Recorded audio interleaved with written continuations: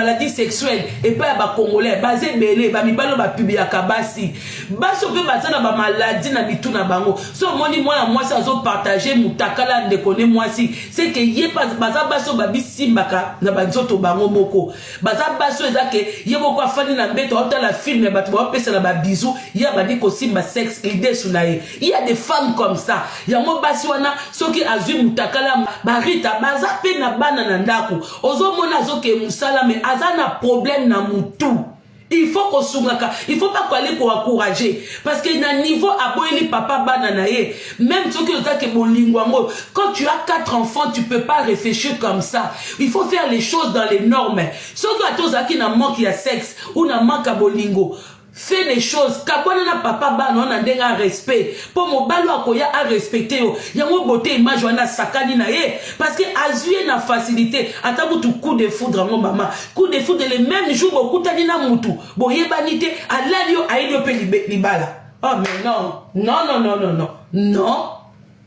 et puis ba continuer et s'ilité ba fanda ka beauté image wana sala ka ya minene ye moko azobetela ani beauté image wana abimana na Pamela Shekola nous vous oh bomona lisolo vous bima parce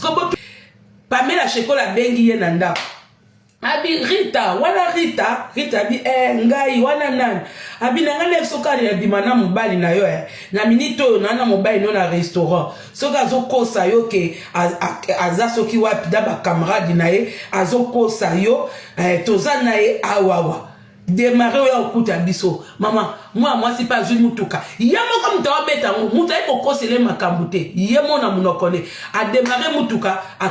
comité na restaurant wana a eko kuta pe louvuze na kindondi akuti louvuze na kindondi akuti bangwana atundi kindondi yolo bako kena bakambana osani kindondi abi olandinga pona nini olandi bota ba théâtre de chez nous kindondi ada c'est normal bala mutamaboke po yamoko paza mutamaboke oyebisi moi si ke okepa ba camarade moi ça kucho na restaurant azutepe munoko oyeko sa nini aw kindondi akimi atiki louvuze na Rita Kimanga ye kindondi akimi nzoka ndenenga akimi wana abengi louvuze abi tokuta na hotel bwe kidanga palobi na Monica City na moninga na zongi nanga lokola kimi na ye mwasa ndako ola bomeli bala ya papa bana 4 talande a commencé à théâtre de chez nous kindondi akimi me abengi louvuze abisi louvuze tokutana na YouTube bazo sekayo batu nyonso ba sekayo ale moins cher na yo o mona ke o komela ngape mukotoko kutana me wazoba wa mutanu osalanga mawapoza mutandu et puis oza ninga mwasi kindondi ozana papa bana no 4 mais kindondi azo troubler yo nyonso wana nini po ozana kema ya nini po oyebisa ani bota makamba loba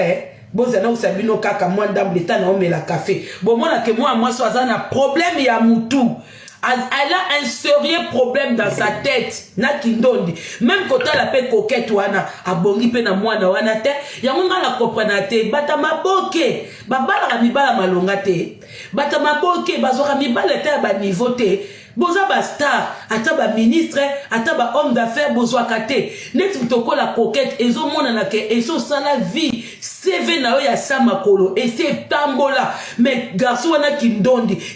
wana fazo bana ba 19 ans bana ba 20 ans bozo kamsanga mutake ko bala alati chaussure basket mutake ko bala alati donc on demanderait mutuma yeko filmer libala encore comme on peut soki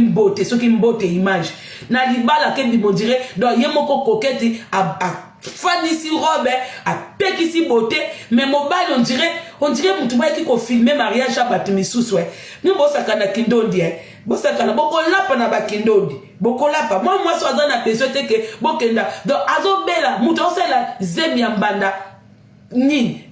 bongo to pesi mukanda mais yeba la yo siko basa bolingi batu baka okumisa bango ndenge nini